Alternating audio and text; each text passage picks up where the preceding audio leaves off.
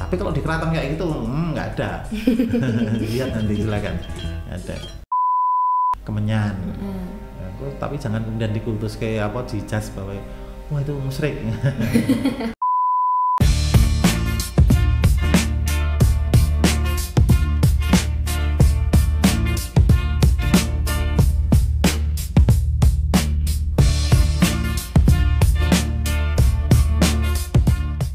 Hai halo teman-teman semuanya, kembali lagi di Singapod Semansei Ngepodcast.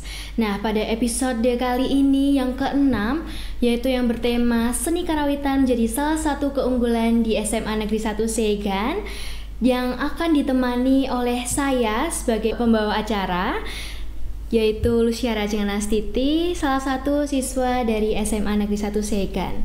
Tentunya saya tidak hanya sendiri saja, tetapi saya juga bersama dengan Bapak narasumber kita yang sangat luar biasa, yaitu Bapak Sumaryono SPDMA.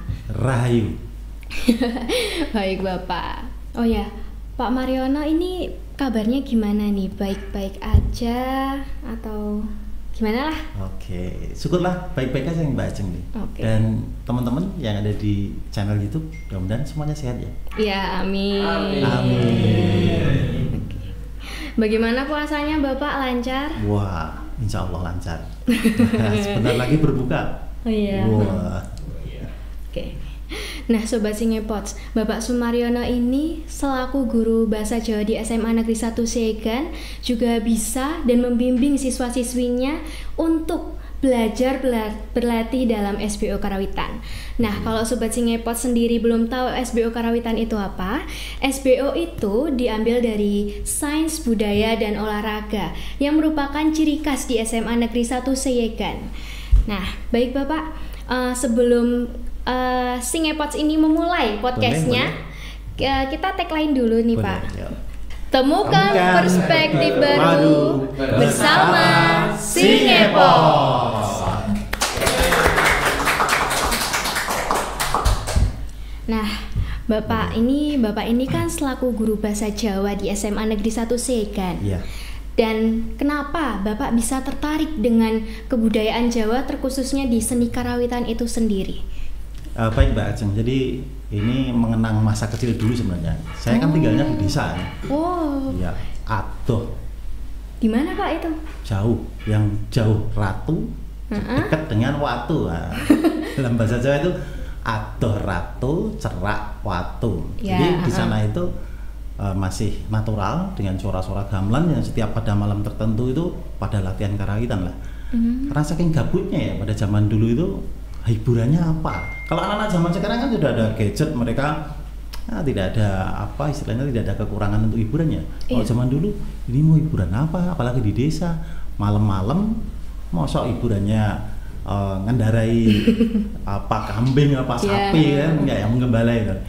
Jadi kebetulan ada suara-suara gamelan, kemudian kami ikut, tertarik suara apa ya? Keingintahuan itu ada. Itu pada ngapain ya? Terus ikut gabung. Nah di situ kemudian ikutlah saya itu grup-grup di desa itu, dan pada akhirnya pengen sekolah lanjut tentang gamelan Mbak itu. Awal mulanya itu. Kemudian ketika masuk di sekolah-sekolah mengajar juga, itu saat mengajar itu ya ada gamelan, maka kita kembangkan bareng-bareng itu. Ceritanya kayak gitu secara simpel ya. Tapi kalau secara detail ya nanti panjang ceritanya. Ya, berarti Bapak tuh tertarik karena dulu kan tinggalnya di pedesaan, Iya. terus langsung lanjut ke sekolah yang tentang seni itu. Sekolah yang tentang seni. Jadi pengennya itu kalau belajar karawitan saja itu nabuh gamelan itu kayaknya belum menemukan makna ya. Jadi apa ya yang selain gamelan, selain tentang estetika keindahan suatu kebudayaan misalkan. Nah, kemudian saya berarti teks sastranya yang ada di dalam karawitan itu kan ada teks sastra yang bergerak. Jadi kemudian dari karawitan, dari belajar gamelan, saya kemudian melanjutkan ke bahasa Jawa. Jadi pengen lebih tahu tentang teks sastra yang ada dalam sebuah gamelan, pagelaran karawitan dan sebagainya. Jadi itu awal mulanya Mbak Ajeng. Itu belajar karawitannya sendiri itu Bapak otodidak atau bersama guru atau bagaimana Pak itu? Kalau awalnya otodidak, jadi bersama komunitas yang dari kampung itu kan otodidak ya Pak. Ada yang ngajar tetapi ya sebisanya kan biasanya gitu. Kemudian dari itu pengen sekolah lebih lanjut, maka masuk di sekolah formal. Jadi pengen yang kayak apa sih yang sebenarnya atau yang ideal itu kayak apa. Jadi disitulah kemudian terbuka. Oh seperti ini toh belajar karawitan. Oh tekniknya gini toh. Iya. Oke, baik Bapak, terima kasih atas pengalamannya itu tentang yang dulu-dulu. Iya. Nah, kan ini ngobrolin tentang karawitan. Nah, karawitan itu sendiri itu apa toh Pak? Kan banyak nih para generasi muda seperti saya maupun di atas maupun di bawah saya ini pasti kebanyakan pada belum mengetahui tentang karawitan itu sendiri apa. Mohon dijelaskan Bapak. Iya. Kalau kita belajar tentang karawitan itu kita asal mula kata karawitan dari kata rawit. Rawit itu sesuatu yang lembut, remit, sulit gitu ya. Jadi karawitan itu sesuatu yang remit, sulit ataupun rumit, tetapi ada nilai tertentu. Kalau lombok rawit itu lombok pedas ya. Iya. Kecil-kecil pedas. Nah, karawitan itu dalam pagelarannya itu ya kecil-kecil, remit, tetapi kalau nanti dikombinasikan kemudian ada harmonisasi tentang nada, pagelaran dan sebagainya, maka akan bernilai, akan pedas, akan indah, akan enak dan sebagainya. Jadi ketika kita makan sambal itu ada nano-nano, ada lezat, ada ininya, ada pedasnya, ada seperti itulah. Nabuh gamelan itu ada dalam proses ya, itu ada rumitnya, ada peliknya, tetapi ketika itu dikuasai maka nanti jadi enak suaranya. Jadi kalau bermain karawitan itu kita nanti ke gamelan larinya. Jadi gamelan itu kan seperangkat alat yang di situ banyak riciannya. Rician itu jenis, ya jenisnya banyak. Jadi ketika main gamelan kan tidak hanya satu, dari beberapa alat kita kombinasikan dan teknik nabuhnya pun bermacam-macam, tidak sama antara instrumen satu dengan yang lainnya. Jadi itu Mbak. Ketika mereka berbeda-beda dipadukan dengan teknik yang bagus, dengan perasaan yang yang menyatu, menjiwai ya istilahnya, maka akan menjadi sesuatu yang harmoni dan enak didengar. Berarti itu karawitan sendiri itu dari kata rawit ya Pak? Rawit. Nah terus juga memiliki makna tersendiri juga. Nah itu dalam gamelan karawitan itu tersendiri itu ada berapa toh Pak? Dan cara menabuhnya tuh apakah beragam atau sama bebarengan gitu? Jadi dalam gamelan itu ada wujudnya, ada yang misalkan ini ya teboan, kemudian yang pencon, kemudian ada yang kawatan, kemudian ada yang pipo, kemudian ada yang bilah. Jadi kalau yang teboan itu yang dikeplak. Keplak itu. Contohnya ada kendang. Kendang pun nanti ada kendang gede, kendang batangan, kendang ketipung, ada kendang kosek, dan kalau di Sunda ada kendang cepong itu kendang. Itu ya. Fungsinya nanti bermacam-macam. Kalau kendang gede, kendang loro, atau kendang tipung itu apa, itu penjelasannya nanti lebih detail. Kemudian itu yang berwujud tepoan tadi ya, jadi kulit ya, pakai membran. Kemudian ada yang wujud bilah atau wilahan.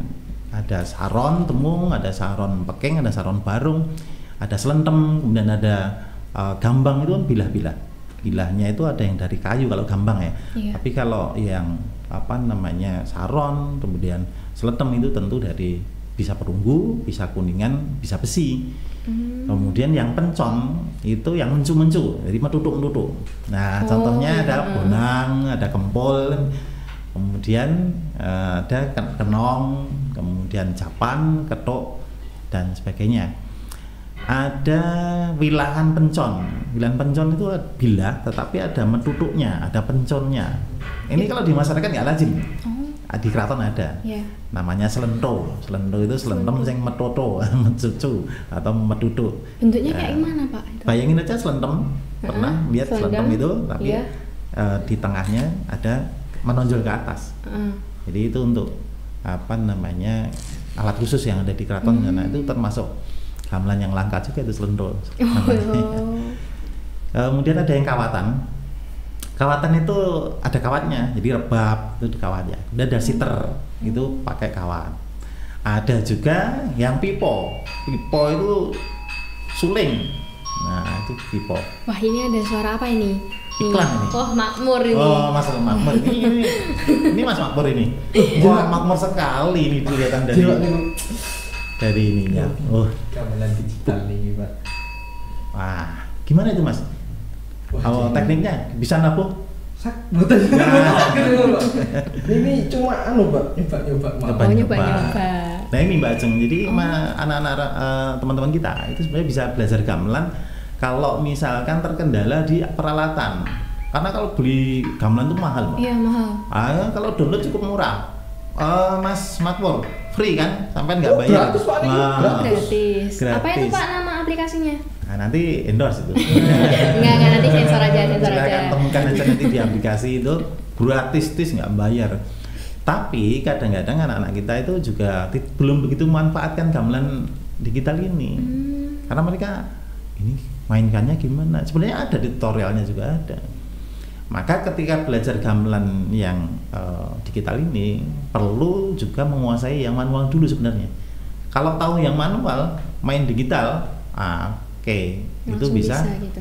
Malah juga bisa dikreasikan dengan paduan musik misalkan, padukan itu pakai komputerisasi sistemnya. Itu lebih hebat lagi, lebih bagus lagi. Ya Mas Makmur ya. Boleh dibersihin dulu terus nanti duduk di mana sampai ngiringi kami itu Mbak Meli. Belum jago Pak saya itu Pak. Nah kalau Mas Makmur bisa nanti nggak beli manten itu nggak usah dengan banyak orang ya Mbak Ajeng ya. Iya. Kalau nggak beli acara-acara ngiringi manten kan banyak. Nah fee-nya itu bisa digunakan Mas Makmur sendiri nih kalau dia bisa menggarap iringan dengan digital. Iya betul. Itu keuntungannya. Tapi ya ada kekurangannya kalau digital itu kadang-kadang warna suaranya nggak seperti yang manual, jadi kemantapannya itu. Tapi untuk belajar nggak apa-apa, itu lebih bagus daripada tidak ada sarana sama sekali. Iya. Mas Makmur, kalau sudah nyapu mau gambar nggak ini? Wah, ganggu Pak nanti. Nanti kita lanjut Mas ya. Ya, ikut SPO. Ya. Oke, jadi gamelannya tuh ada yang gamelan manual sama gamelan yang digital. Dan itu gamelannya tadi banyak banget ya Pak, beragam. Dari ada yang jenis pencon gitu, ada yang bilah, ada yang tepoan, ya, betul. ada yang pipo, ada yang kawatan ya. Itu secara globalnya garis besarnya kayak gitu. Itu Mbak Ajeng. Dan ini gamelan sudah masuk di UNESCO loh, artinya sudah jadi WPTP itu, warisan budaya tak benda. Pada 15 Desember 2021. Kemarin itu yang ke-12 kalau di tahun 2021. Jadi ada keris, batik itu sudah masuk duluan itu. Gamelan itu baru 2021 gitu. Wayang itu sudah duluan di warisan budaya tak benda. Bukan dari fisiknya itu, tapi idenya itu yang mahal kan idenya. Bagaimana gamelan dari bahan-bahan yang seperti itu, kemudian nada-nadanya itu yang unik dan yang mahal di situnya, Mbak. Jadi bukan kemudian secara fisik. Kalau itu idenya itu, jadi kok memunculkan nada-nada pentatonis, kan beda yang diatonik itu, beda yang diatonis. Kalau diatonis kan solmisasi seperti yang kita kenal. Kalau yang gamelan gimana coba? Ji dulu monem, itu. Ji misalkan. Nah itu tuh kan katanya ada yang pelawak sama selendro ya Pak. Nah itu tuh perbedaannya apa? Gamelan itu ada dua jenis laras, ada laras selendro dan laras pelok. Laras itu kan ini Mbak, suara yang ajeg. Jadi tonal system ya, suara yang ajeg. Artinya kalau tidak laras nanti fales. Nah kalau nyuara laras itu artinya dia fales. Kalau kita ketawa aja fales bisa jadi loh. Tidak pakai nada. Ya kembali ke gamelan tadi. Kalau gamelan yang laras pelok itu tentu mengenal ataupun gamelan yang sesuai dengan tonal system dari pelok. Itu berbeda dengan selindro. Bedanya di mana? Di embatnya. Embat itu jarak nada. Jadi ketika yang selindro itu nadanya itu jaraknya itu hampir sama Mbak, tapi hampir sama. Dan nadanya itu adalah kalau dari bawah itu bisa 6 Ji rolu mo 6 Ji. Ada yang juga dari bawahnya adalah 1, tidak pakai 6 bawah dulu. Ji rolu mo 6 Ji misalkan itu tangga nadanya. Walaupun sebenarnya 5 kan, Ji rolu mo 6. Nah, maka penta itu 5, pentatonik 5 nada. Kemudian yang pelok itu Ji rolu pat mo 6 pi. Ada 4 dan 7-nya itu seselan. Jadi sebenarnya kan yang tadi pentatonik itu 5 nada ya. Tapi ini kemudian kalau yang di pelok itu ada seselan ada 4 dan 7. Jadi bedanya di selindro dan pelok adalah apa? 4 sama 7 ada 4 dan 7. Itu dari tampilan misalkan. Kemudian dari bunyi tentu beda. Oh, udah beda tuh. Iya, bedanya di mana? Kalau misalkan selindro ya. Iya. 6 ji rolu mo 6 ji, itu yang selindro. Oh, itu selindro. Kalau yang pelok misalkan luro ji namo jiro lupat mo nempi, itu yang pelok. Tidak membaca tidak tu ya, tapi pi. Oh, Nah, piro. Nah, misalkan gitu. Piro. Nah, tidak kemudian disuarakan yang tujuhnya tu, nah, tapi pi gitu ya. Iya. Itu kalau dalam membaca notasi ataupun suara dari gamelan. Mbak Ajeng.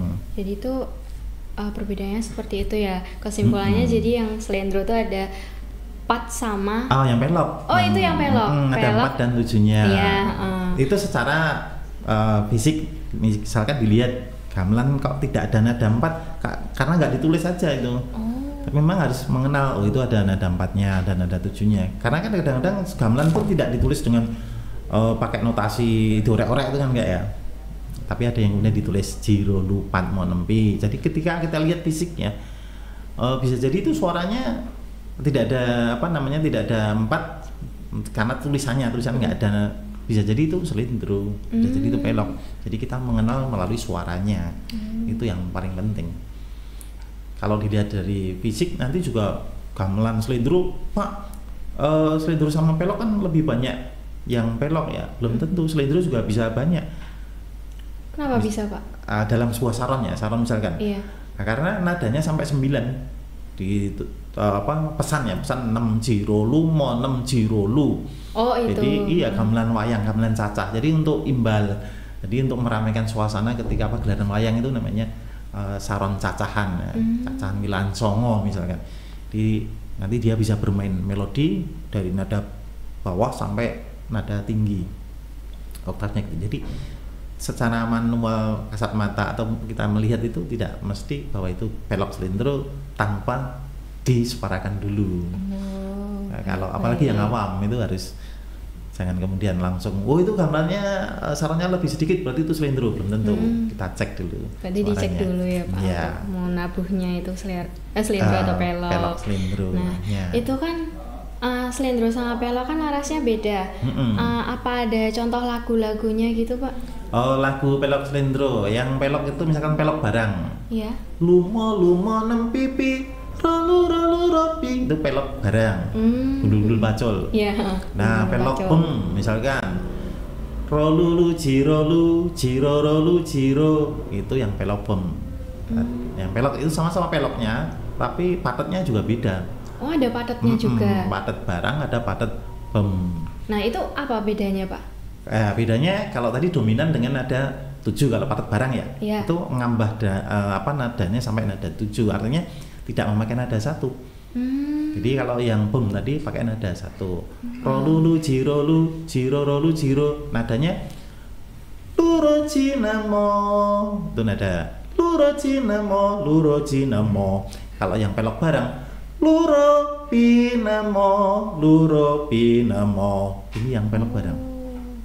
Jadi ada 7 titikannya kalau tadi pelok barang, kemudian yang pelok pem ada 1. Iya. Walaupun nanti ada nada 4-nya itu untuk variasi. Oh, 4-nya variasi. Ya, kalau nada yang selindro, misalkan apa Mbak ya, lagu sing sederhana, lagu dolanan. Dayo teko lah enggal papakno tumuli lungguhno lah gelarno kloso aduh rasane bedah. Nah, ini yang selindro. Kemudian ada lagi Si Romo Menyang Solo, itu lagu apa? Pernah? Nah, belum pernah. Si Romo Menyang Solo oleh Payemoto. Gimana? Coba Pak awal-awalnya gimana? Nah, Romo rolu monem. Itu lirik awalnya gimana? Rodem rolu roji ini ada selindro ya. Jadi ayo tak Pancing dulu. Apa sih Pak, lupa aku. Slogo bathok iya, itu. si Romo menyang Solo oleh payung moto. Ini yang slendro. Itu slendro. Jadi tadi pelok dan slendro sudah dicoba ya. Iya.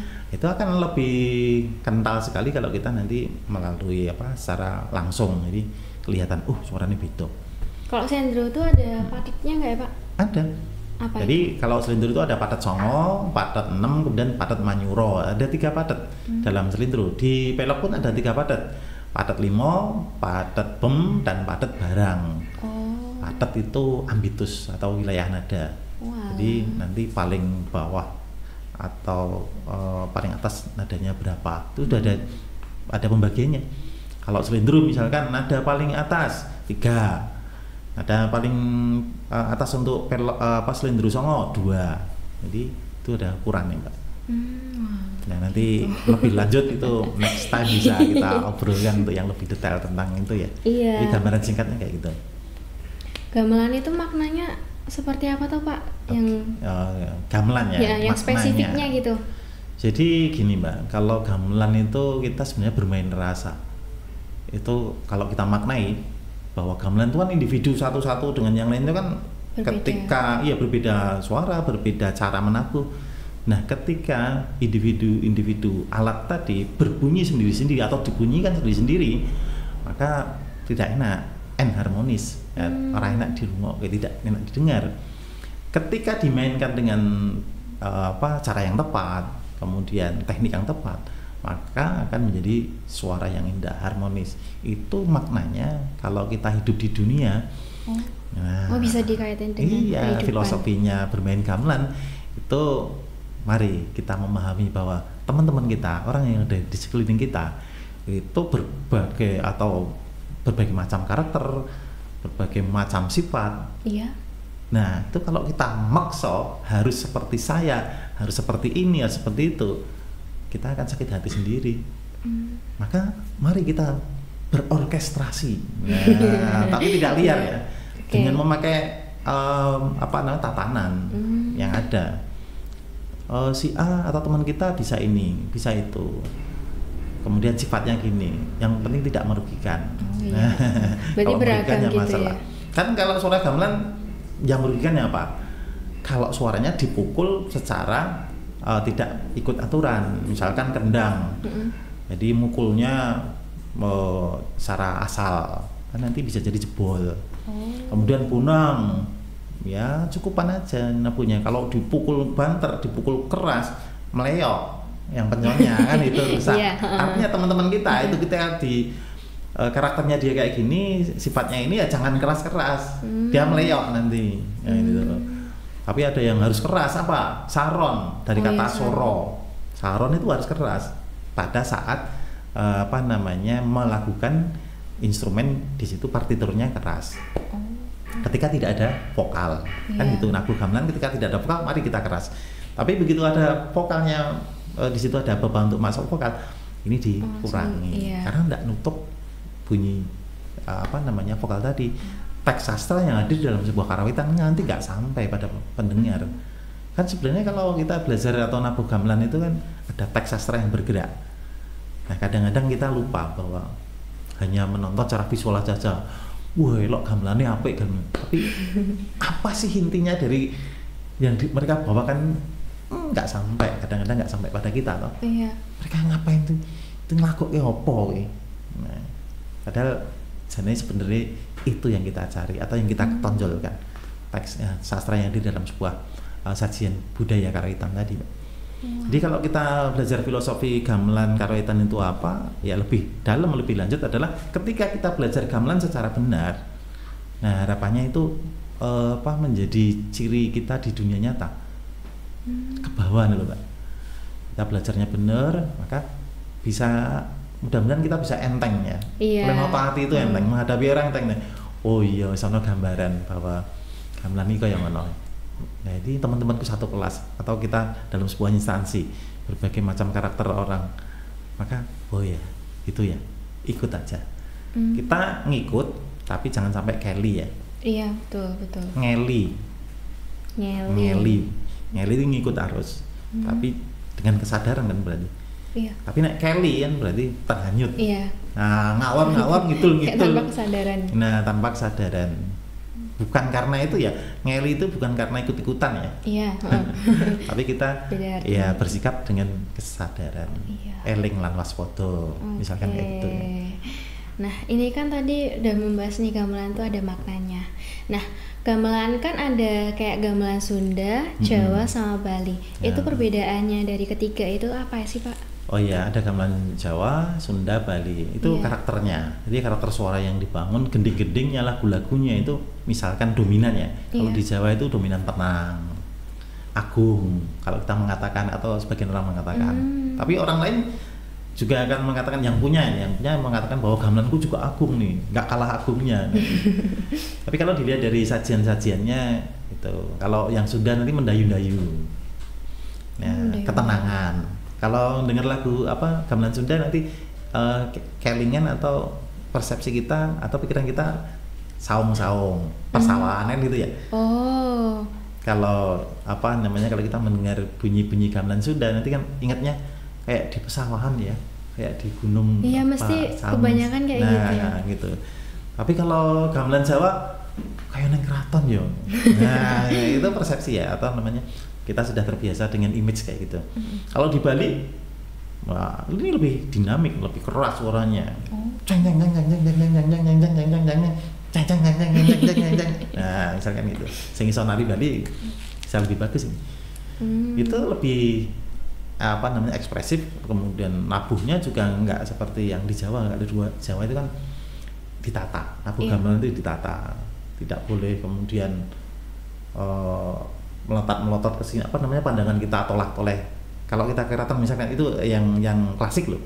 Tapi kalau yang nggak klasik, yang misalkan modern itu ya bisa kita main gamelan sambil gini, ding ding ding ding ding ding ding ding ini apa. Tapi kalau di keraton kayak gitu nggak ada. Lihat nanti silakan ada. Kebanyakan yang kayak tolah-toleh ini kayak pas lomba kayak kreasi gitu. Misalkan kreasi kontemporer itu pakai gaya. Tapi kalau di Bali itu tetap mereka pakai gini. Ekspresif jadi tetap ekspresif gitu ya. Mereka lebih luas secara tampilan karena ke bawah ini kan untuk ngiringi tari banyak kan. Kalau di Jawa bisa untuk tari, ketoprak, wayang, bisa berdiri sendiri dalam guyon-guyon, pagelaran itu. Jadi di sana juga di Bali juga ada untuk mengiringi sendera tari itu juga ada. Ya, tapi kalau pagelaran sendiri itu mereka tetap ekspresif.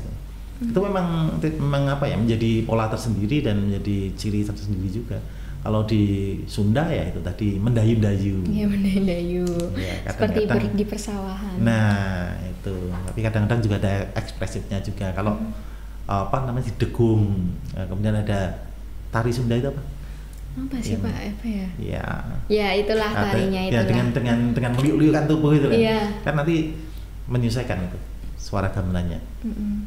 Itu dari sajiannya. Kalau dari fisiknya, gamelan yang ada di Jawa, kemudian Bali dan Sunda itu secara fisik, secara tampilan itu juga ada perbedaannya. Misalkan di Bonang, kalau di Jawa ya Bonang. Kalau di Bali nanti ada namanya reong. Jadi satu rancak itu loh. Reong itu apa Pak? Ya kayak di Bonang kayak di Jawa. Kan kalau di Jawa ini jadi 2 lapis ya. Iya. 2 lapis. 2 lapis berunjung sama dempok itu kalau di Jawa. Kalau di sana satu ini kemudian ditabuh 2 orang. Ting dung dung ding dung ding dung dung ding dung dung ding dung ding dung ding. Nah, itu. Kalau di Sunda juga ada yang memanjang itu. Itu misalkan dari reong. Kemudian dari saron yang ditabuh ini dari bila-bila. Itu kalau yang di Jawa kan lebih pendek, kalau di Bali lebih tinggi. Oh, tinggi. Jadi bisa memainkannya bisa lebih cepat. Tapi notasinya juga sama dengan gamelan Jawa. Notasinya sama. Oh, sama. Artinya ada notasi balungan. Notasi balungan itu notasi pokok. Tapi nanti ketika mengekspresikan dalam instrumen-instrumen itu tentu sudah dengan rumus tertentu ya. Ada rumusnya sendiri. Oh, ada rumusnya. Iya, membaca notasi gamelan itu yang di Jawa ini disepakati atau yang familiar adalah dengan notasi kepatihan.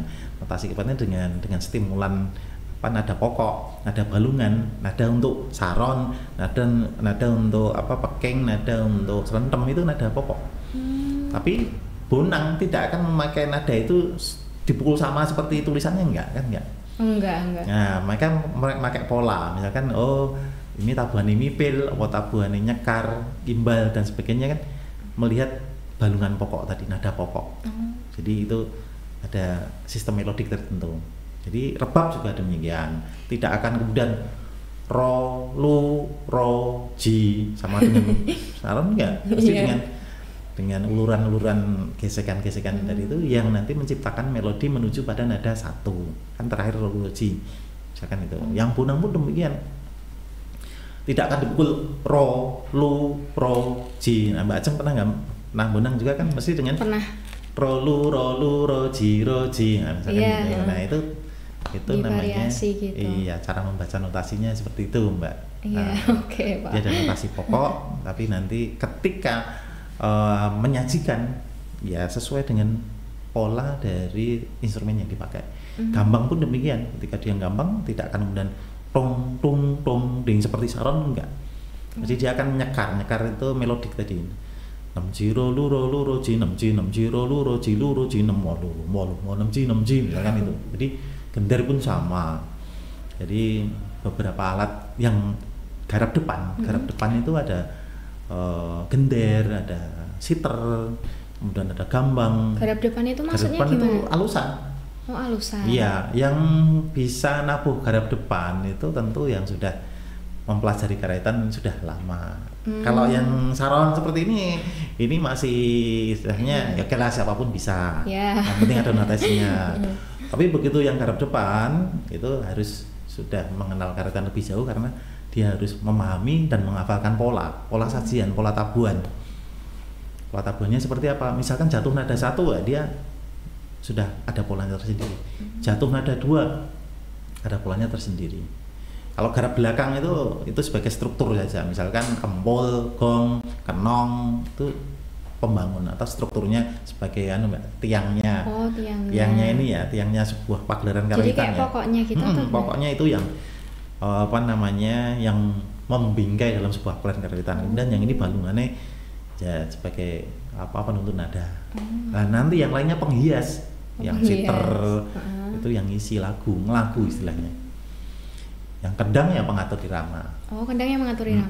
Jadi yang jadi kayak pawangnya itu maksudnya. Iya, pawangnya itu. Kalau di jarilan kendangnya terus engko iso ngobati orang yang kesurupan.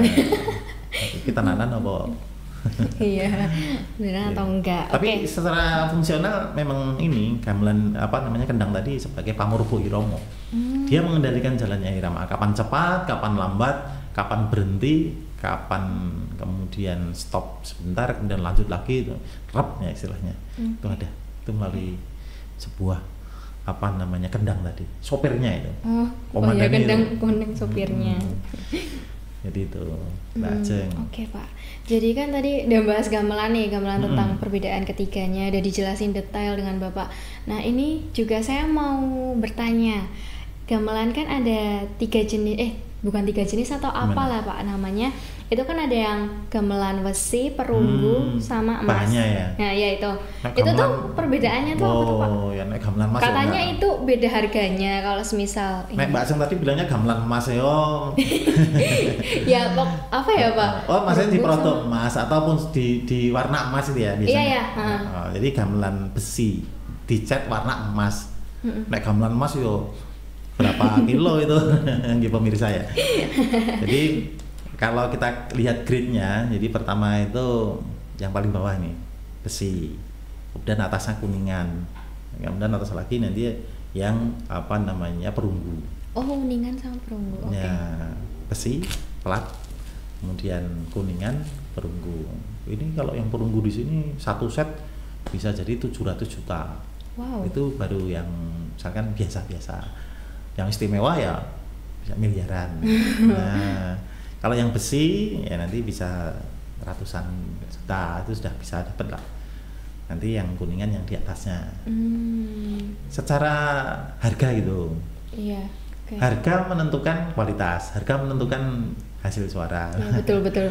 Maksudnya kadang-kadang sama-sama perunggunya itu ya kalau harganya masih biasa-biasa dalam tingkat perunggu ini belum yang istimewa, ya tentu berbeda juga hasil yang dibawa atau yang di ini ya. Yang suaranya itu juga ya, beda. Bisa KW kan, bisa perunggu KW 1, perunggu KW 2. Dilihat dari apanya?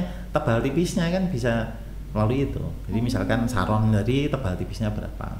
Walaupun ada standar sih, tapi orang kan pesen nggak ngukur dulu nih pesan belum nggak sama itu. Iya, betul.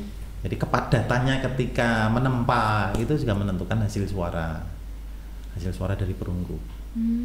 Kalau misalkan bedanya antara besi, kuningan dan perunggu tadi apa? Ya tentu dari hasil suara yang dihasilkan ya Mas. Yang besi lebih cemengkling, yang cemengkling. kuningan lebih antep sidik. Maksudnya antep sidik itu Antep gimana? sidik itu lumayan enak. Oh enak, oke. Iya, nah sing enak banget kok. Lumayan enak. Yang perunggu ini lebih agung, lebih bunyi gemanya. Berarti yang kayak di keraton Pak atau gimana? Ya di keraton itu banyak kan memang perunggu super kan. Iya. Iya kalau yang tapi bukan klasifikasi yang di desa kemudian yang jelek itu enggak.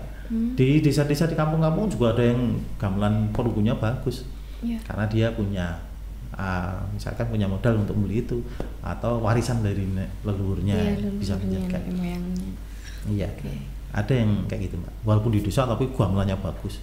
Dan semakin lama gamelan ditempa, dibunyikan semakin bagus untuk yang perunggu. Kalau yang besi ya semakin lama semakin keropos, semakin tayengan itu Pak. Berkarat. Berkarat. Ya. Udah dibrom lagi warna emas yang tadi gamelan emas. Nah, punya gamelan emas di mana-mana. Enggak akan dipukul-pukul ya. Warna emas catnya. Iya, catnya. Iya. Berarti itu menentukan kualitasnya juga ya dari ketiganya itu. Iya, menentukan kualitasnya. Dari harga, dari barangnya, dan dari jenis bahannya itu menentukan kualitas suara. Oh ya Pak, ini saya juga ada pertanyaan nih. Saya tuh juga pernah dengar dari seorang seniman seni karawitan itu perbedaan dari nada jangga dengan nada gulu. Itu tuh apa dan nada keberapa gitu Pak? Oh ya, gulu itu kan sini tuh Pak. Iya. Jonggo itu ya sini. Iya. Nada 2. Oh nada 2. Nada 3 dodo. Nah. Oh berarti itu jonggo. Semua nada itu ada kayak nama-namanya tersendiri. Iya, nama-nama itu nama nada sebenarnya itu. Jonggo itu sini leher, gulu itu juga ini. Jadi berarti sama-sama 2 ini. Nada 2. Oke. Kadang-kadang ada dalang itu yang bisa menyuarakan nada sampai jonggo, nada 2 bawah nih. Iya. Misalkan sampai wong, itu kan nada 2. Ro lumonem jiro loro jinem moluro. Kan nggak bisa, itu nada jangga, nada 2 yang tadi. Rendah banget itu. Nah, dalang itu bisa yang bagus, kadang-kadang ada yang sampai menyuarakan nada 2 atau 3 bawah. Tapi nada 1 bawah, saya kira kalau nggak super banget nggak itu, jarang itu. 2 aja sudah pada ngelokor-ngelokor. Nada jangga, nada 2 tadi gulu ya. Nah nada dodo itu nada 3, nah, itu yang ambitus suara mungkin masih bisa lah. Loro cinem molu. Loh, itu sudah agak juga. Tapi lebih ke sini. Tapi kan kita tidak sedang bersama gamelan. Iya. Jadi ini hanya perkiraan nada. Ketika bersama gamelan barangkali embat gamelan itu kita bisa nutut. Nah, embat itu nada. Jarak nada. Karena ada gamelan di suatu tempat ternyata beda stemannya di nada gamelan suatu tempat yang lain gitu. Beda kalau yang diatonik ya. Diatonik itu kan sudah stemannya sudah standar. Iya, gamelan ini yang memang belum distandarkan. Nah, ini next periode next waktu mungkin bisa dibahas ya. Iya. Lah terus yang disalahke sapa? Nggak ada salah-salahan. Ya, nggak ada salah. Karena ketika di gamelan keraton dan gamelan RRI itu juga nanti akan beda stemanya. Nah, kemudian di perusahaan-perusahaan di pabrik-pabrik gamelan itu akan ikut mana? Stemnya ikut nada yang RRI misalkan atau yang di keraton itu juga akan demikian. Jadi stemnya, kalau yang diatonik kan sudah jelas ya, do sama dengan C misalkan, kemudian ditata sedemikian rupa tidak jelas. Kalau gamelan belum.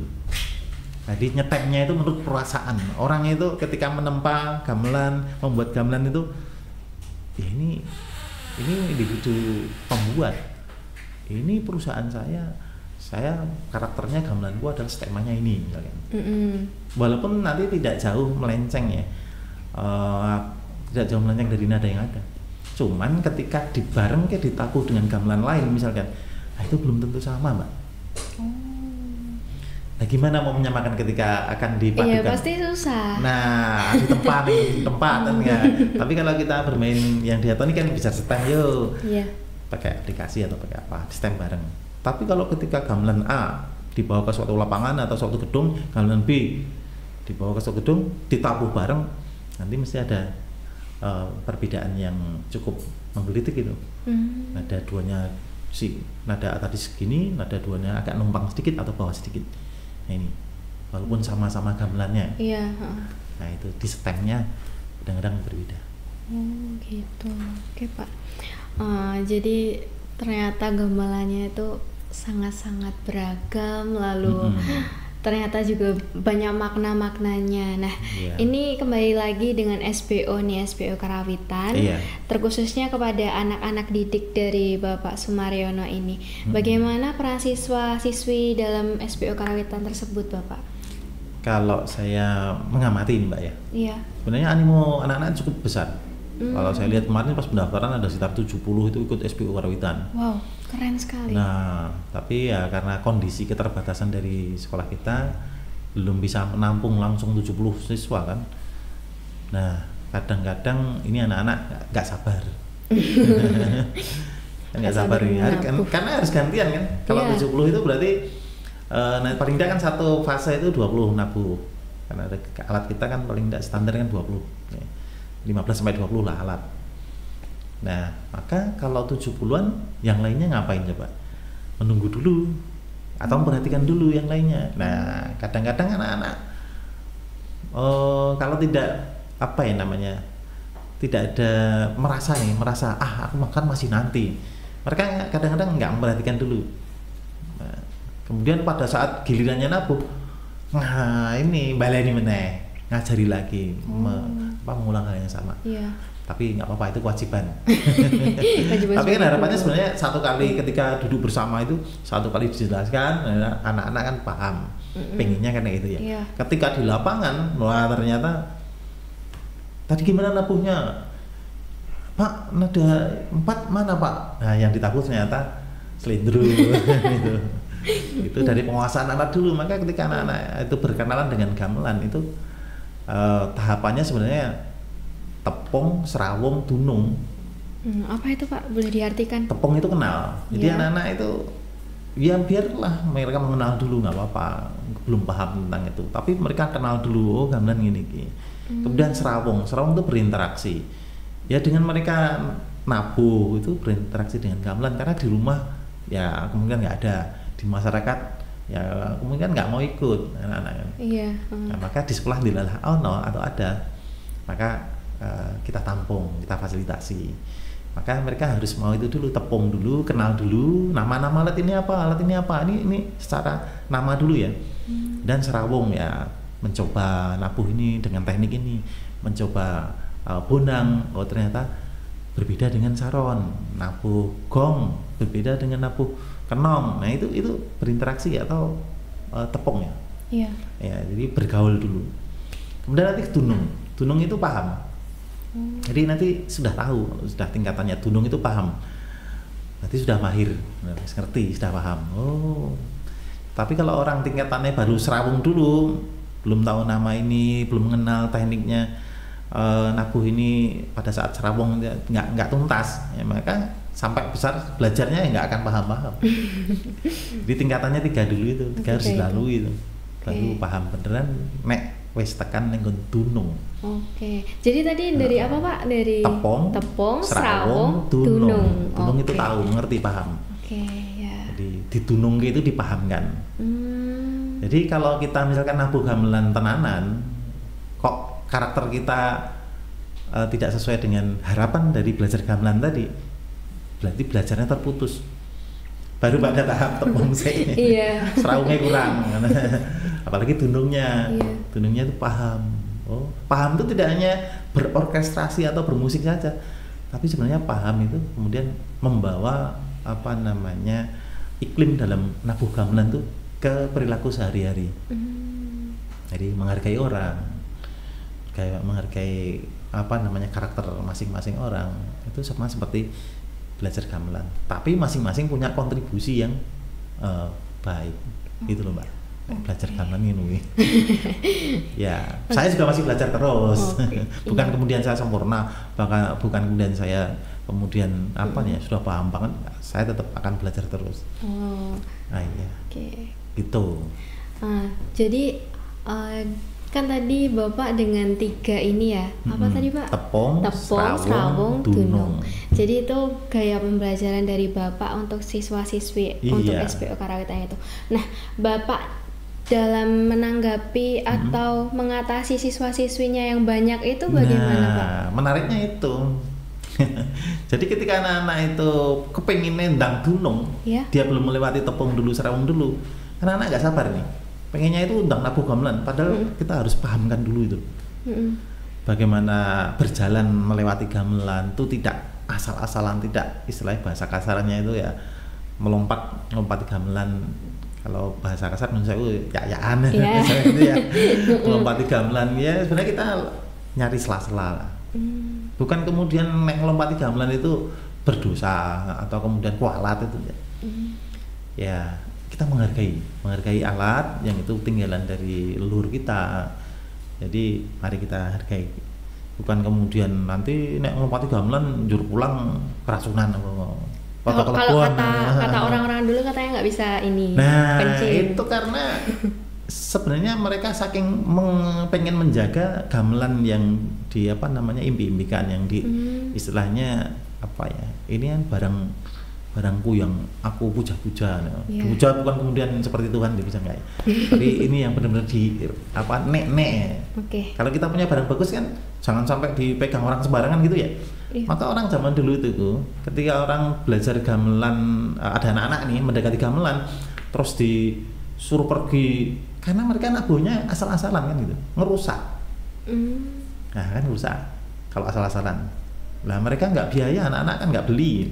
Lah orang yang tadi gamelan peninggalan mbahku, ini gamelan peninggalan nenek moyangku yang aku jaga, tapi mereka asal tabuh sampai penyok. Nah itu ya marah-marah yang punya kan gitu. Jadi orang atau masyarakat atau anak-anak dulu misalkan, kalau anak sekarang ya pada enggan, nggak mau belajar karawitan, nggak mau belajar itu karena nggak ada yang belajari. Mereka yang belajar sendiri berarti nyoba tang kan belajar sendiri berarti. Itu bagian tepung sebenarnya, bagian mengenal dia. Nah kemudian kan harusnya didekati, kemudian di serawungke, di dunungke akhirnya dipahamkan. Nah, mereka baru asik kalau ketemu fenomena kayak gitu. Jadi anak-anak kita itu kadang-kadang nggak mau belajar karawitan, nggak mau belajar itu karena keterbatasan alat. Ketika ada, tidak bebas seperti yang ya bebas gimana? Nggak punya kok. Punyanya orang lain masa ya bebas kan nggak bisa. Kalau di sekolah kan oke lah, sekolah fasilitas. Tapi itu pun ya tetap kalau ada anak dang ya kita dekati, kita pahamkan. Hati-hati, yo diukur iramane, diukur suarane. Kalau gamelan itu jangan ditabuh keras-keras. Oh iya ya Pak, iya ini bagian dari tepung dulu. Nah itu Mbak. Jadi tantangannya ketika mengelola anak-anak SBO yang 70-an pada ikut itu, ya satu pengennya anak-anak dang segera bisa. Ya, betul ya pastinya itu. Dan segera iso. Bahkan nanti kasih teori-teori itu, apa sih Pak? Pada malas kan anak-anak. Pengen iki ndang iso. Iya, maunya langsung praktek gitu. Lah nek praktek gimana? Itu harus tim teaching. Jadi ngelatih karawitan itu nek sendiri itu ininya doer ya. Karena begitu baru bla bla bla yang sana teng nabung. Nah, seharusnya kan ketika memahamkan konsep itu anak-anak diam dulu, memperhatikan dulu. Oh, yang dikarepe itu. Jadi ketika mengajarkan, saya baru mengajarkan untuk bonang misalkan, ya tujuannya bukan hanya bonang tok sing paham kan gitu. Iya. Tapi kadang-kadang anggapan anak, wah itu kan untuk yang bonang aja. Dia baru menjelaskan, Pak Guru baru menjelaskan yang pembonangnya. Dia nggak pengen tahu, oh cara bonang kayak gitu ya. Nah kalau anak-anak jeli harusnya diam terus dengerin, oh berarti sesuk aku nek bonang iso, modelnya kayak ini. Jadi tantangannya gitu Pak, anak-anak yang pengennya langsung bisa, kemudian nggak sabar karena menunggu penjelasan, menunggu giliran, karena banyak itu harus dipecah secara berkelompok. Ya kadang-kadang kita perlu tim teaching. Ada anak-anak yang sudah senior, yang udah bisa kelas yang tinggi itu, harapannya kan mendampingi, tapi mereka pada kadang-kadang hilang. Nunggu giliran, mereka itu nggak mau, sungkan mungkin ya. Kalau nabu bareng dengan yang kelas bawah, ini yang saya amati. Jadi mereka lebih berkelompok dulu. Kalau kelas 11 ya 12, nggak mau kemudian tak ikut yang kelas 10 genepi atau ngisi yang kosong. Karena prinsip nabu gamelan itu kan mana yang kosong yuk kita pegang. Nah sebenarnya sudah kami klasifikasi kemarin tuh, kelas dulu 10, 11, kemudian 12. Yang 11, 12 berarti sudah agak mahir lah, artinya sudah bisa dijak Melayu. Tapi kadang-kadang anak-anak itu tadi tidak standby langsung di situ, mereka datang ketika sudah gilirannya. Jadi kadang-kadang itu tantangannya itu Mbak. Jadi mengelola orang segitu itu dari ya unik lah anak-anak itu. Iya sangat beragam anak-anak itu. Iya, kembali saya sebagai guru menunggu karawitan ini dimulai dari ini. Tapi saya yakin nanti kalau dia sudah paham, sudah tahu, sudah asik, maka nggak perlu diubah nggak perlu, dia akan nanti pengen yang lebih. Nyatanya juga kok ada kok anak-anak yang kelas 11, kelas 12 pun ikut akhirnya gabung yang kelas bawah. Karena mereka pengen ini ya ternyata enak, ternyata asik dan lain sebagainya. Jadi itu kalau harapan saya sih anak-anak bisa dalam satu waktu itu duduk, tapi kan ruangannya terbatas juga. Iya kan. Ya kan sempit. Duduknya kan kadang-kadang di luar, mereka nunggu giliran. Belum kalau kehujanan. Ya nantilah suatu saat mudah-mudahan ada rezeki untuk sekolah kita bisa mengajukan bantuan alat, kemudian tempatnya yang lebih luas. Jadi yang punya kita kan baru besi ya itu, besi. Itu juga kadang-kadang ya nun sewu metamit ya, anak-anak mungkin tertariknya kurang begitu tertarik ya karena gamelannya sudah agak lama. Dari tampilannya nih, kalau gamelannya perunggu yang gagah, yang antep itu, suaranya juga bagus. Mungkin anak akan lebih semangat lagi. Tapi tetap kita bersabar. Nanti suatu saat mudah-mudahan saya kan itu semoga langsung bisa. Kalau menjadi favorit beneran, tadi kan judulnya apa? Belajar karawitan salah satu keunggulannya di SMA Saiken. Ini keunggulannya kita sabar. Unggulnya di mana? Ya kita ciptakan dulu situasi, ciptakan dulu iklim anak-anak itu belajar karawitan yang benar. Baru nanti kita unggulkan. Tapi kalau anak-anak nggak kooperatif ya, nggak melalui tahap serawung tepung tunung, kok pengennya ndang langsung ngerti, tapi tidak melalui itu kan, ini malah semakin lama semakin kita gagal. Kan begitu akan bisa mereka lulus, begitu iso sithik sudah naik kelas dan kemudian kelas 3 bablas. Lah ini mau kapan ini kita punya grup andalan? Nah kalau anak-anaknya misalkan nggak bisa diajak kerjasama ya untuk berkolaborasi yang baik, nah tentu kita nggak jadi unggulan gamelan nih. Unggulnya di mana coba? Nah, jadi anak-anak ya kita himbau teman-teman kita ya. Nanti mudah-mudahan melalui podcast ini anak langsung tertarik semuanya. Iya, menjadi unggulan sehingga kalau ada event itu lomba di mana kita nggak grubyukan. Nah, grubyukan itu apa? Kemudian kejar SKS coach malam ya. Iya, coach malam. Medur latihan, walaupun itu memang harus dilakukan. Tapi kalau di awal itu sudah di proses itu anak-anak itu nggak cuketan. Kadang-kadang ini Mbak. Jadi tantangan ketika mengajar karawitan itu anak-anak itu satu tadi nggak sabar. 2 kadang-kadang mereka disuarani yang nggak berkenan, misalkan digojeki apa itu mutung, nggak nabuh, misalkan mutung aku di sana kemarin nggak kebagian tempat, terus nggak bagian alat, terus nggak mau ikut lagi, kan mutung itu nggak sabar. Iya. Terus males datang lagi, kemarin cuma nonton, kemarin cuma dengerin teori dulu terus, padahal itu harus dilalui itu. Jadi nanti kita grup-kan kalau misalkan ada lomba nih. Nah kalau anak-anak tidak bisa disetting dengan baik di situ, ujung-ujungnya ya suatu saat kalau ada lomba grup-kan mesti itu. Iya. Wah, berapa hari sebelumnya gembleng. Wah, tahu sendiri Pak, namanya pelatih itu. Iya. Kalau saya guru ya. Tapi Jadi bisa bukan, membimbing. tapi bukan pelatih. Nah, pelatih itu kerja di lapangan itu, bayangkan nih pelatih ini. Jadi anak-anak kami harapkan sabar dan kemudian ini hanya pada saat latihan saja. Ketika ada suara keras itu kan dalam rangka memacu atau memicu untuk anak-anak itu disiplin. Nah, anak-anak generasi kita suaranya keras atau diperlakukan secara keras, ditekan dalam rangka latihan, kadang-kadang ya terus ada sebagian yang mutung, malas nggak mau berangkat. Lu gimana coba? Pasti dikerasi malas, kalau nggak dikerasi radadi. Nah, ini bukan kemudian saya ngolok-olok generasi sekarang ya, tapi inilah ini bagian tapi emang dari, kayak nyatanya gitu emang. Ya kadang-kadang ada yang, apalagi mereka yang dilahirkan dari zona kecukupan, kan nggak pernah dibentak-bentak. Iya. Kalau pelatihnya dilus-lus, dinek-nek terus. Kalau teman-teman yang lahirnya dari misalkan kulinor koso, itu akan menikmati. Ini bagian dari proses pembelajaran saya. Jadi tidak kemudian sidik-sidik mutung. Justru ini tantangan harus saya kuasai. Iya. Okay. Nah, tapi kalau yang tadi maaf ya, lahirnya disayang-sayang terus ya, bukan kemudian tidak disayang ya. Tapi nek apa-apa nggak boleh itu kan. Jadi nanti malah itu ketika besar nggak mandiri, nggak mandiri dan nggak terlatih.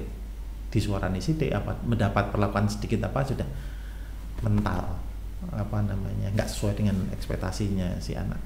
Nah ini yang kadang-kadang sulitnya di situ, ngemong.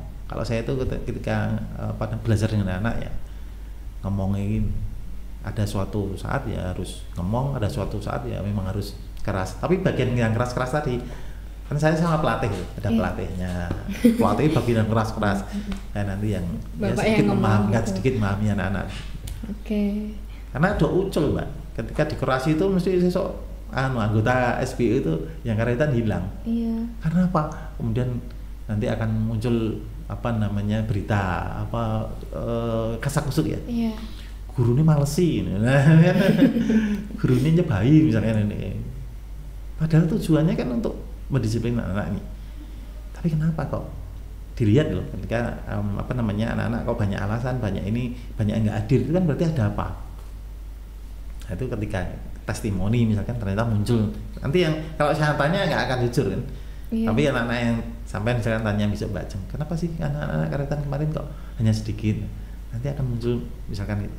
Mereka nggak paham belum paham ya ketika keras dalam belajar itu adalah dalam rangka menuju pada target. Karena ada target, ada kurikulumnya. Belajar SBU karetan kan tidak hanya untuk senang-senang toh. Iya betul. Kan tujuannya nggak lomba-lomba, apalagi nanti jadi unggulan kan abot sebenarnya. Lah gimana ini kalau nggak sambung nih antara pelatih pendamping dengan anak-anak, kalau nggak sambung nggak bisa jadi unggulan kan. Iya. Loh, hanya Pak saya kan belajar karawitan ikut SBU itu hanya untuk senang-senang aja. Ya oke lah awal-awal untuk senang-senang, karena untuk tepung saya ya. Iya, kenal itu kan harus dengan senang dulu ya. Tapi kenal kan ada yang dari tidak senang dulu ya iso. Nah, mulainya dari mana? Mulai dari seneng sih, ya oke. Mulai dari rasa seneng sih ini iso Mbak. Orang kenal tuh mulai dari rasa seneng sih yang menyebalkan. Tapi lama-lama nanti begitu berinteraksi serawong, kemudian tunung paham, loh kan jadi enak terusan. Justru itu yang kadang-kadang awet. Dari sesuatu yang nggak menyenangkan, kemudian dia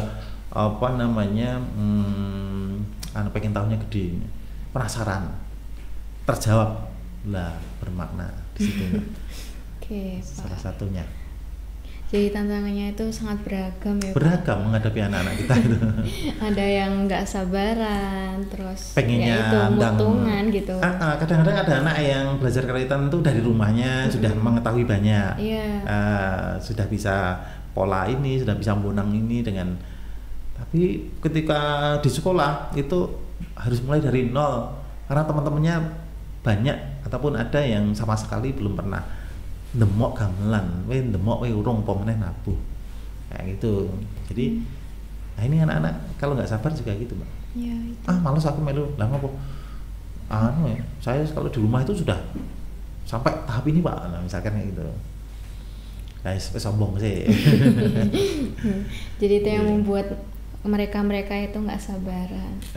Kadang-kadang Nah, ada itu faktor-faktor kayak gitu. Iya, itu cara mengatasinya dari Bapak Mariono itu bagaimana dengan tantangan yang sangat beragam dari siswa-siswa SMA Negeri 1 Seyekan ini? Iya, saya berusaha untuk memahamkan, Mbak. Jadi memang ya ada kayak gitu, ada perasaan gitu ya wajar. Tapi begitu diajak komunikasi, diajak dialog itu, lah tahapmu itu ya ini loh Mas. Terus belajar karawitan itu kan gunanya orang yang sekedar tinggal kesenangan. Iya. Lah nek iso sampai pada tahap makna, kamu kan menemukan keindahan yang sebenarnya Mas. Nah, misalkan Mbak diajak ngobrol sampai situ, mereka akan tahu nanti. Dan gamelan itu dengan belajar gamelan beneran, tenanan, sungguh-sungguh itu bisa menjadi apa ya namanya? Bisa jadi membawa rezeki tertentu loh. Oh, iya nggak Pak? Lah bisa sampai ke luar Contohnya? negeri misalkan, bisa iya. gara-gara gamelan loh. Iya itu. Nah, gara-gara gamelan bisa ke luar negeri. Oke. Tapi beneran belajarnya yang apa namanya sungguh-sungguh. Kalau aslinya asal-asalan ya kesana ngapain? Siapa yang ngajak? Ikut grup, ikut klub, atau mendirikan apa namanya sanggar, mendirikan komunitas musik yang kemudian nyari jejaring, nyari channel. Di luar negeri itu justru gamelan itu banyak diminati di sana. Tapi bukan kemudian di Nusantara kita nggak diminati, sama diminatinya. Di kita juga diminati. Di mana itu? Di mana-mana kalau ada alat. Iya betul. Nah, orang yang kadang-kadang komentar, masyarakat kita nggak gemar sama gamelan, ya karena nggak ada gitu. Nek ono ya sebenarnya kemudian dibelajarkan pada minat. Kita nggak apa namanya, apa ya? Istilahnya tidak kemudian menjas seperti itu ya. Tidak apa namanya melabeli bahwa anak generasi muda kita tidak mau ini, tidak bisa ini. Bisa. Ya, senang bisa, senang. Siapa bilang? Kadang-kadang kan beragam muncul ya. Wah, anak-anak itu sudah tidak cinta dengan budaya daerah kita, budaya lokal kita. Siapa bilang? Anak-anak mana yang dia bilang kan gitu. Iya. Anak di desa sekarang nggak bisa bahasa Jawa misalnya. Nah, orang tuanya ya ora iso. Orang mengajarkan. Berarti dari sejak dini harusnya mengajarkan gitu. Masyarakat juga nggak ada yang memakai misalkan itu. Jadi kan gitu Mbak, di masyarakat kadang-kadang orang itu sering dengan menjas loh. Anak-anak sekarang nggak cinta dengan budaya Jawa ya. Siapa bilang? Ya jangan sepotong-sepotong itu. Masih ada, masih banyak. Apalagi kalau dibandingkan masyarakat kita lah kalah ya sama orang luar negeri. Siapa bilang? Luar negeri pada seneng gamelan, kita lebih seneng dari dulu malahan. Iya betul kan gitu betul. Ya. Kan gitu dari dulu malahan. Sejarah menyatakan demikian. Kan di relief Borobudur itu ada gamelan tabu-tabuan yang dawai, kemudian memberan itu ada. Jadi sejarah karawitan gamelan itu sebenarnya sudah ada sejak dulu itu ada. Buktinya di relief Borobudur itu abad keberapa ya? 4 atau 8 ya? Wow. Gamelan ternyata sudah sejak lama ya. Cuman nggak selengkap sekarang. Kalau dulu tuh gimana sih Pak gamelannya? Ya mungkin ada tabuh kendangnya, ada siternya, ada kecapinya, model kayak gitu. Ada bendi. Bendi itu? Bendi, misalkan kayak gunang itu Pak. Bendi. Tapi yang bendi itu yang biasanya buat bendinya, ya buat pung itu bendi. Nah itu ya. Ya, itu sudah zaman dulu ada. Kenapa kok nggak banyak? Zaman dulu zaman logamnya kan baru bergerak, artinya nggak gampang didapatkan kan. Iya. Kalau sekarang kan logam-logam, kenapa kok ada perunggu, ada besi, ada kuningan, merajalela? Ya berarti kan apa teknik untuk apa membuatnya, kemudian ketersediaan bahan kan lebih gampang sekarang daripada dulu. Kenapa dulu hanya sedikit Pak gamelannya? Ya karena keterbatasan itu tadi, pengetahuan dan bahan dan sebagainya. Pada perkembangannya ya semakin banyak gamelan sekarang itu seperti itu Mbak. Jadi kalau kita apa namanya gamelan tuh dari kapan tau mulainya ada? Sejak dulu ada. Di zaman-zaman kerajaan ada. Majapahit, dan fungsinya juga macam-macam. Gamelan itu untuk misalkan untuk persembahyangan, ada memanggil dewa, genta dengan itu kan untuk merenung teng itu misalkan tuh olah jiwa, olah rasa. Berarti kita seperti ngikutin nada sampai habis sambil merapalkan doa. Bayangkan orang-orang dulu belajar apa sembahyangnya misalkan dengan seperti itu. Ya kan perubahan-perubahan itu ada. Ada perubahan zamannya. Iya, ketika zaman apa namanya kolonialis Barat masuk itu juga berpengaruh pada gamelan juga kan? Iya. Apa kira-kira? Menjadi ada sentuhan diatonisnya. Oh iya, dulu kan pentatonis ya Pak? Ya pentatonis yang murni misalkan selindro ya, selindro itu ya, kemudian muncul pelok. Pelok itu jadi nadanya itu hampir nanti bisa mirip dengan untuk, diatonis. Ya, dan diatonis bisa untuk steman itu. Jadi muncul barat itu merubah apa namanya kreativitas tambah. Itu pengaruh-pengaruh perkembangan. Istana sentris, keraton. Jadi keraton itu kan gamelan sebagai salah satu apa namanya alat yang penting untuk upacara-upacara sakral, upacara-upacara keraton dipakai untuk menyambut tamu, gamelan pakurmatan. Itu ya menjadi ciri khusus nanti gamelan itu. Jadi misalkan kita ke keraton ya, kalau nggak denger gamelan ditabuh itu kayaknya sepi ini keratonnya. Hari-hari tertentu ya. Kemudian kalau yang nggak ada gamelan cukup memutarkan sound, sound audionya, sama misalkan dupo diobong, muncul kayak aura ben ketok etnisnya gitu ya. Ya itu kan untuk apa? Aromaterapi. Iya, aromaterapi juga bisa. Dupo diobong, kemenyan. Ya, tapi jangan kemudian dikultus kayak apa dijudge bahwa wah itu musyrik. Itu kan untuk sebenarnya aromaterapi aja. Bukan kemudian wah mendatangkan setan. Gamelane muni dhewe, gonge muni dhewe. Ah gimana? Pernah mendengar kata gitu kan? Wah, saben malam Jumat Kliwon itu dibakar kemenyan, itu ada bakar kemenyan di dekat gong, untuk apa? Iya. Itu tuh sebenarnya emang asli atau enggak sih Pak kalau semisal gamelan itu berbunyi sendiri tuh? Berbunyi sendiri ini.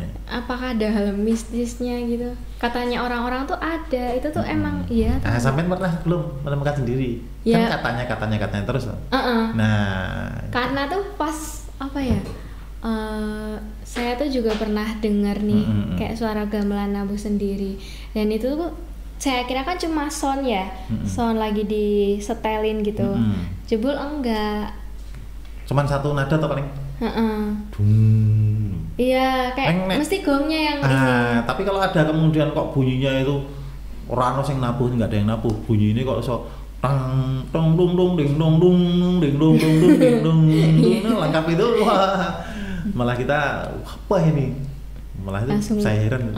Tapi kalau ada hanya satu nada dung, itu mungkin bisa kena angin, hembusan angin dung, kan kena angin ya, gongnya itu. Kok semisal kalau saronnya mak kleng gitu sendiri? Mungkin ada kucing lewat nyampar itu. Jadi bukan kemudian kita nggak percaya pada yang gaib ya. Tuhan itu menciptakan, memang setan itu ada, jin itu ada. Tapi kalau semakin kita beri ruang atau kita kultuskan, di situ ada, ya berarti kita menciptakan dunia sendiri sebenarnya. Apalagi kalau membakar kemenyan itu dalam rangka biar penunggunya itu membantu kita. Terjebak ya. Ini terjebak apa namanya dalam situasi demikian, memberi ruang kan itu. Iya. Tapi bukan kemudian menyepelekan, enggak. Ya kita percaya, di sini ada penunggunya, ya sing penting ora ganggu gawe. Saya tidak ganggu, tapi yang di sini juga mohon tidak mengganggu. Diajak kerjasama, malah jaganen barangku. Ketika barangnya dirusak, buang, ya itu kan baru apa ini. Tapi kan enggak toh, enggak ada yang ya nggak mungkin rusak kan rano, paling hanya bunyi dung. Tapi kita atau teman-teman kita kemudian memberitakannya, jangan dekat-dekat itu propaganda sebenarnya dulu. Bisa jadi dipakai untuk itu loh, apa namanya, teknik agar anak-anak yang belum paham tentang gamelan itu tidak sembarangan menyentuh gamelan yang mahal gitu loh. Kan jadi dulu itu untuk mengelabuinya demikian ya. Iya. Neng keterusan kebablasan. Itu sama seperti ketika kita di Sendang, di sumber mata air itu Mbak, ada pohon besar, terus di bawahnya ada saji-sajian ya. Itu kan seolah-olah memberi saji pada penunggu pohon, penunggu Sendang. Tapi kalau kita pikir-pikir, kalau kita apa namanya logika, itu cara orang dulu dengan apa kearifan lokalnya itu menjaga aset itu dengan menciptakan suatu tadi apa namanya cerita-cerita mistis misalnya. Dengan demikian orang nggak berani negor pohon, orang nggak berani apa namanya sembarangan di situ. Oh, itu sisi positifnya. Nah, kan jadi sumber mata airnya terjaga. Dan itu caranya menciptakan mitos-mitos. Walaupun kita juga tidak menafikan kalau ada yang tinggal di situ, yo kene ya nggak apa-apa, wong itu yang penting kan nggak sama-sama mengganggu dong. Tapi kalau kemudian siapa yang di situ nanti ada korban, sering kali mati di situ kecemplung, nah berarti kurang hati-hati aja semuanya. Iya betul. Itu Mbak. Jadi ono gamelan muni dhewe jangan dibesar-besarkan, jur moh nadai gamelan, terus tiru gamelan, moh berkenalan dengan gamelan. Oke, cuman kehati-hatian. Ya siap. Untuk menjaga. Nah itu Sobat Singepods, dengerin apa yang diomongin sama Bapak Sumaryono ini tentang kegaiban yang dialami semasa menabuh gamelan kalau semisal. Nah, goals dan harapan dari Bapak Sumaryono terhadap SBO SMA Negeri 1 Sayegan ini apa Pak kira-kira? Ya Mbak Ajeng, sebenarnya kalau saya secara pribadi dan pelatih kalau ngobrol tuh ya sudah menyusun itu. Ini habis dari dasar kemudian naik lanjut, kemudian nanti siap kompetisi. Ini baru menciptakan sistem itu. Harapannya nanti kalau ada event-event, kalau ada tampil di mana siap. Itu aja. Jadi siap dan syukur kalau lomba-lomba bisa prestasi. Kan goalnya itu. Iya. Tapi itu goal yang apa namanya, kalau kita targetnya itu prestasi, pencapaian karena apa namanya kemenangan ya. Tapi kalau saya pribadi targetnya anak-anak itu ya tepung, serawung, dunung. Nah, itu tepung, dulu, serawung, itu dulu. dunung. Itu dulu kalau saya. Yeah. Tapi nanti lama-kelamaan ya tentu akan kita ciptakan, kalau sudah itu semua, sudah tepung, serawung, dunung, maka bisa berkompetisi dengan baik. Ya. Oke, baik Bapak. Terima kasih Bapak atas ilmu maupun pencerahan tentang karawitan sama-sama, ini. Oke, baik Sobat Singepods, tak terasa kita sudah lama berbincang-bincang mengenai seni karawitan menjadi salah satu keunggulan di SMA Negeri 1 Sayegan. Nah, semoga dari obrolan kita kali ini bisa memberikan manfaat baik bagi Sobat Singepods maupun siswa-siswi SMA Negeri 1 Sayegan terkhususnya, dan semoga seni karawitan ini bisa dilestarikan oleh generasi muda di masa depannya. Amin. Dan tak lupa juga apa yang dikatakan Bapak Sumaryono ini, mohon maaf Pak, yaitu tepung, serawung, dunung. Nah, itu jangan lupa diingat selalu ya teman-teman. Oke. Masih ada lagi yang penasaran? Apa ya Pak? Saya tuh masih bisa nabuh gamelan kan Mbak Ajeng? Bisa. Nah, apa? Bonang. Bonang Nah, bisa. gimana? Bonang itu ada teknik apa? Saya coba ganti hostnya saya mau. Apa ya? Teknik ada gimana? Ada mipil rangkep, ada Saya itu- gembiang itu sudah sampai pada itu belum? Kalau itu kalau gembiang ya? dah. Nah, 2 sama 2 ditabuh bareng. iya betul. Terus sama Gembiang. kalau pas apa ya si Mipel? suruhan atau apa sih Pak yang kalau buat lagu? Mm-mm. Itu namanya apa? Nyekar atau apa namanya imbal gitu. Nah ya. itu Mm. tuh sudah bisa itu. Ya syukurlah. Jadi bisa sebagai pemicu apa namanya semangat untuk mempelajari gamelan lebih lanjut karena sudah punya modal. Oke. Siap. Apalagi bonang.